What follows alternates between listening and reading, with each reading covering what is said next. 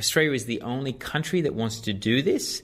And at the last UN climate conference, it was isolated, and a number of countries were trying to bring in a rule that basically ruled that out. And so for Australia, their current climate policy to cheat their way through the Paris Agreement will put them in trouble or put them in hot water with a new US leadership.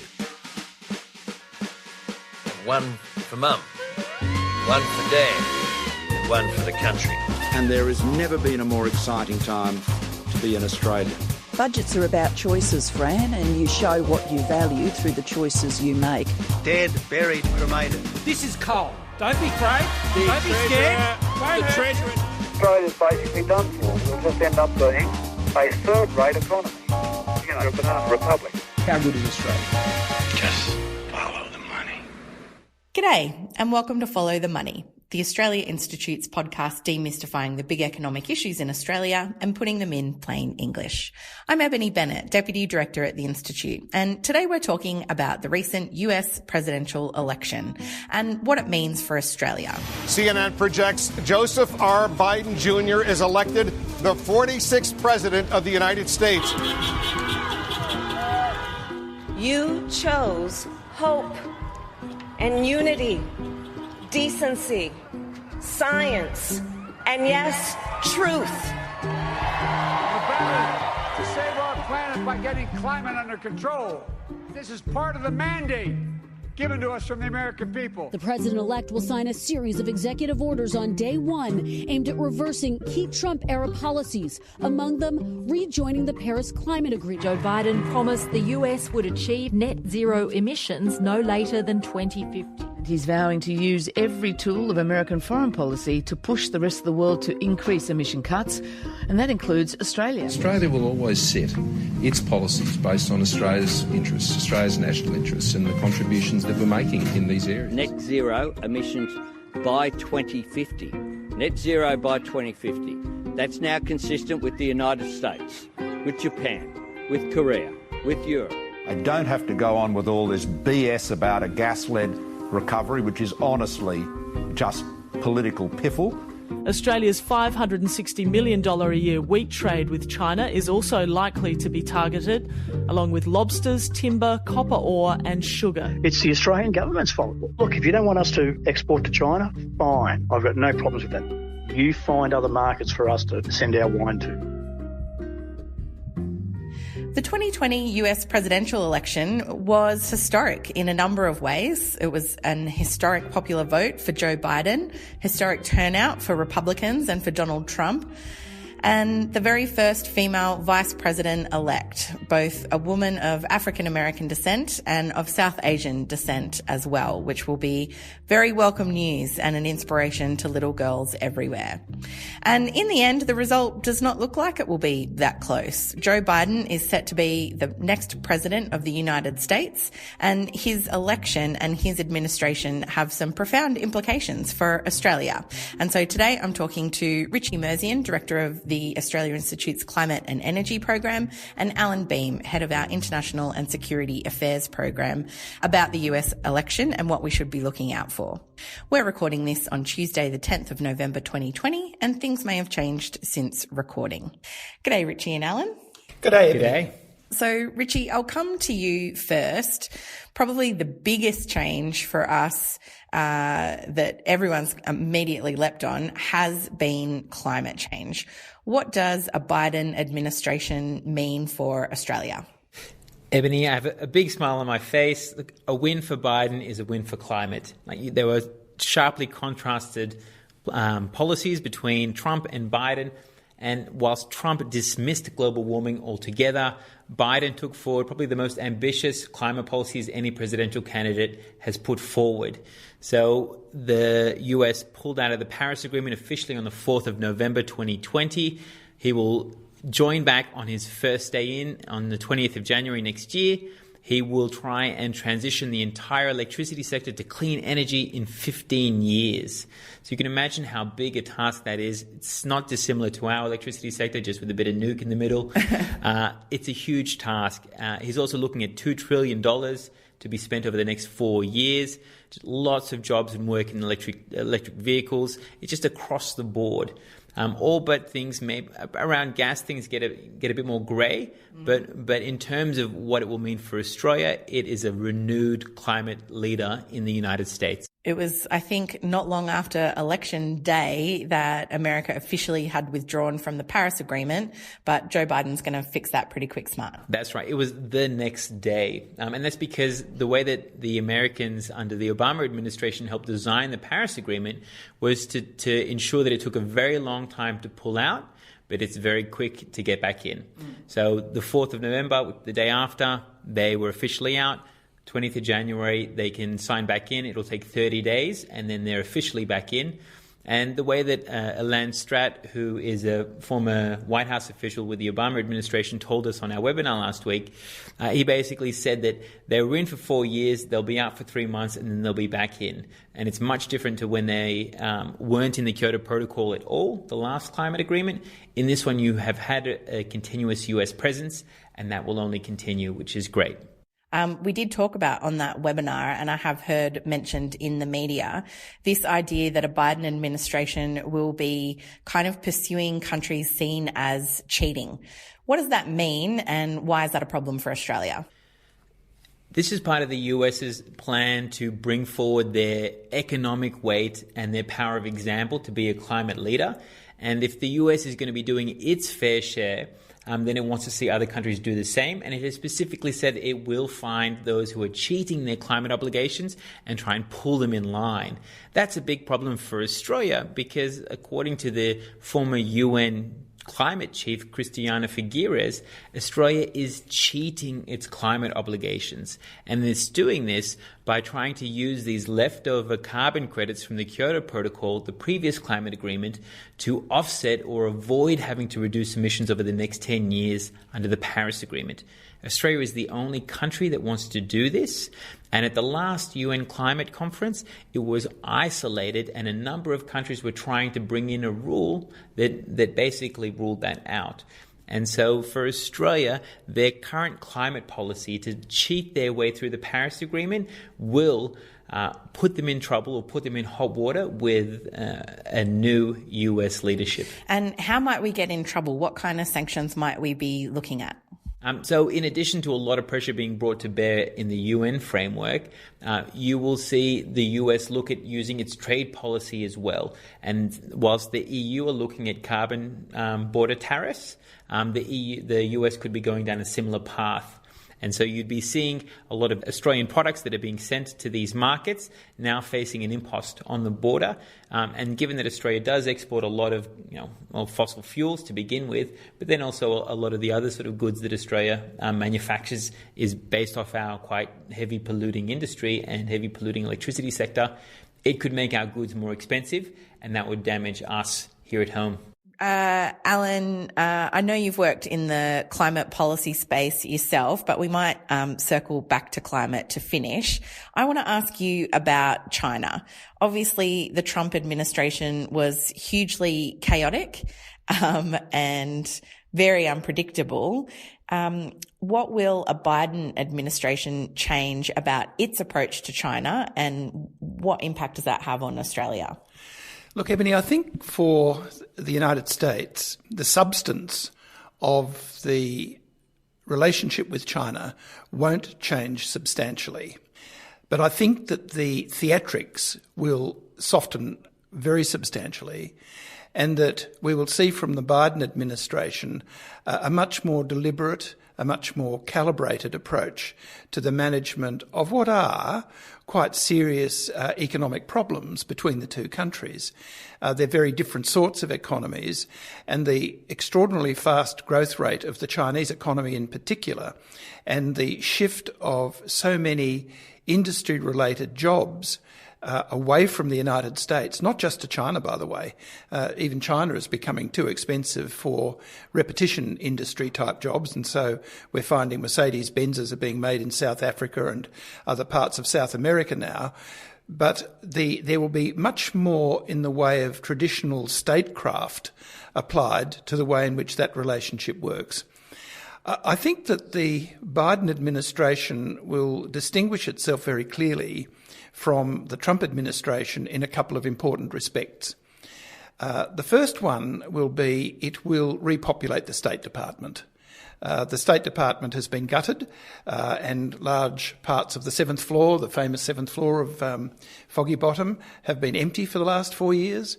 I think that Biden will move very, very quickly to appoint a Secretary of State and will move quickly to re-establish an effective American diplomacy.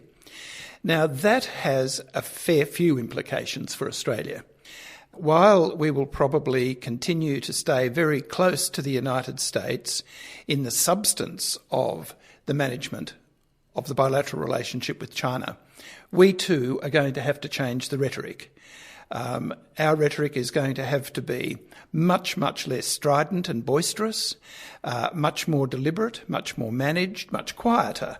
Put down the megaphone. Put down the megaphone. Pick up the telephone. It's an entirely different approach, and one that, quite frankly, the Australia Institute has been advocating for most of the past couple of years, but most particularly over the last year or so, where the relationship between Australia and China has become extremely tense and has reached the lowest point that I can certainly remember since we normalised relationships back in 1972. Yeah, well, just for people who might not be paying attention, what are some of those issues looking like for Australia at the moment?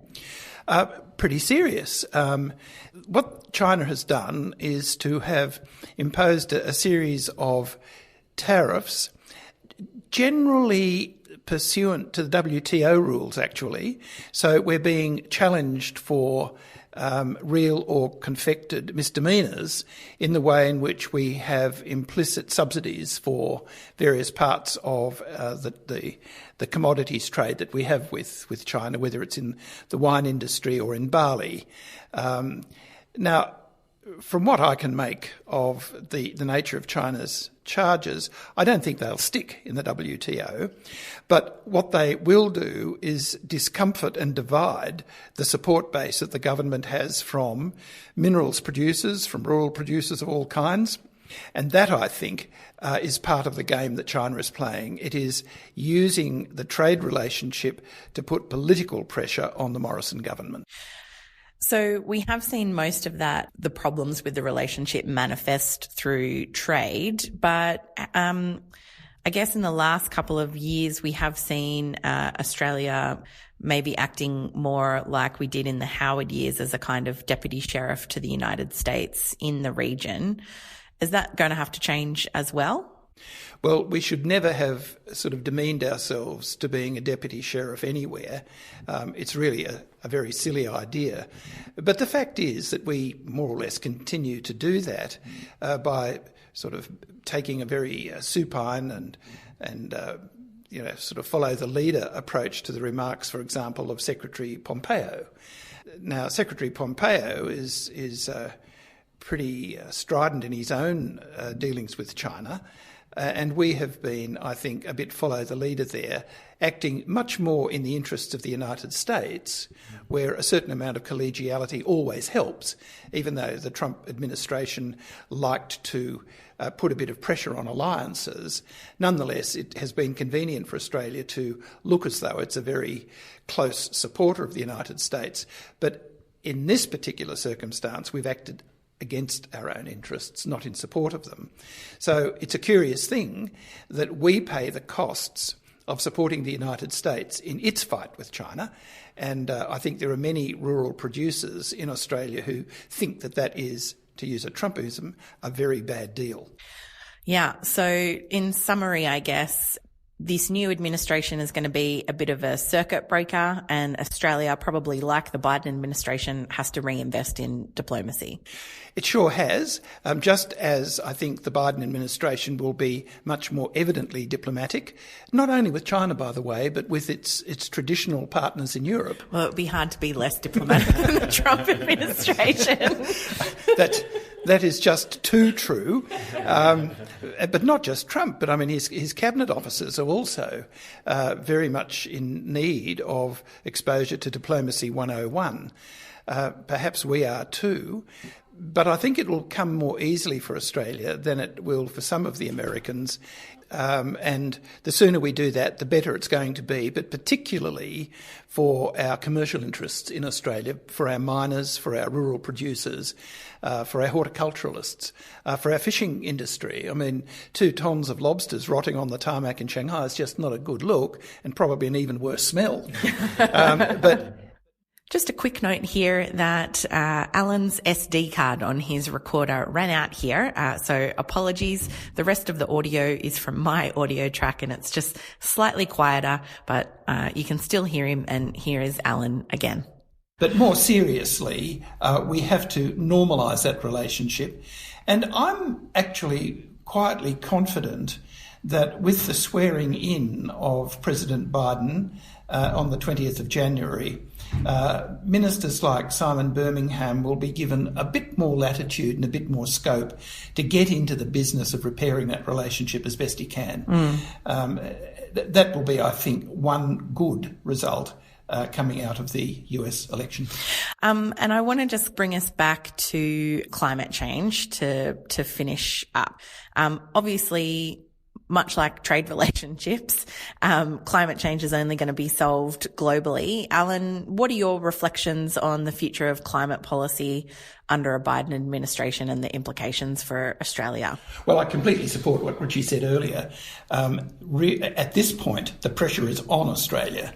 And coming from our closest ally, as we're constantly reminded. The United States is not going to put up with Australian or anybody else's recalcitrance in this. So it's all very well for the government to say, we're not going to be bullied. No, we're not going to be bullied. We are going to make a very sensible decision to go back to where we once were because it is in our interests to do so. We won't do it simply because Biden's administration says fall in line. We will do it because if we stay out of line, we will pay the penalties, and they will be heavy. Border tariffs are a real possibility, not just in our trade with the United States, but also our trade more generally around the world. And if the United States sets the lead, everyone else will follow. Yeah. 10 years ago, Australia was a world leader in the climate change business. We were right at the forefront of inventive, creative, imaginative policies. We were right in the forefront of working out how to put a price on carbon, how to run international carbon market registries, how they could be kept free of criminal interference from parts of the world that actually did interfere with some of the carbon registries. We were right up there. And so it is actually an opportunity for Australia to get back in the game. I mean, we are the 13th biggest economy. We are a continent all on our own. We are very subject to the pressures of climate change, particularly the temperature pressures of climate change. But on the eastern seaboard, huge storms are going to be much more common as well. So we have it really within our reach to get back into business as one of the world's leading players on climate. And that is an opportunity that we cannot afford to miss, and Biden will provide it for us. Well, that's certainly a good opportunity for us to seize. Whether or not the Prime Minister will seize that opportunity remains to be seen. Richie, he certainly didn't seem enthusiastic this week, but I might just end on a hopeful note. We have seen a huge announcement from the New South Wales Energy and Environment Minister, Matt Keane, this week. Can you just take us through that and why that maybe offers a bit more hope on the climate policy front for Australia? Sure. I mean, this is a coalition minister for energy and environment proposing probably one of the largest renewable packages we've ever seen in Australia, 12 gigawatts of energy generation and another 2 for pumped hydro as well. It will massively change how the state with the lowest renewable penetration gets its electricity, and it will almost flip it on its head. And if you ask Matt Keane why, as we did on our webinar a few weeks ago, he'll tell you it's because 4 out of the 5 coal-fired power stations that they've currently got will have to retire in the next 15 years. And no one is building back with coal. It's expensive and unreliable and doesn't suit our energy needs going forward. it's worth remembering that the pressure on the federal government is not just from the top, it's from the bottom. And New South Wales, even if it does have a coalition government, has always had a hand in climate. In 2003, it was the first jurisdiction in the world to have a carbon price. And so really, this is just a return to form in New South Wales. And hopefully we will see a return to form at the federal level. And we were reminded of this on Monday when Zali Steggall introduced her Climate Change Act. It's a very straightforward, simple act. It's not even that ambitious. It's just good common sense and evidence-based policy. It's just sensible, which maybe is ridiculous these days. But it will force some of these modern liberals to actually justify why they can't support a middle-of-the-road path, an evidence-based path to climate. And so I think we'll be seeing a lot more of this happen at the national level. Thanks, Richie. Thanks, Allan. That's been a special episode of Follow the Money, and we're aiming to bring you shorter but more frequent episodes during the pandemic, so please stay tuned and leave us a review if you've enjoyed today's episode, because it helps other people to find the podcast. Don't forget to enrol in the Australia Institute's Economics Academy, where we unpack basic economic concepts to help you participate in the national economic debate. That's with Richard Dennis and Matt Grudnoff. For the latest health information, you can check health.gov.au or listen to the ABC's excellent Coronacast podcast, which comes out daily. You can find all of our research on climate and international and security affairs by visiting tai.org.au, and you can find us on Twitter at the Oz Institute with an AUS. My Twitter handle is Ebony_Bennett with a _NTT. Allan Behm is at Miranda Process. Richie Merzian is at Richie Merzian, and this episode was produced by Jennifer Macey, and our theme music is by Jonathan McFeat from Pulse and Thrum. Keep washing those hands, wear a mask, stay safe, stay 1.5 metres away, and thanks for listening.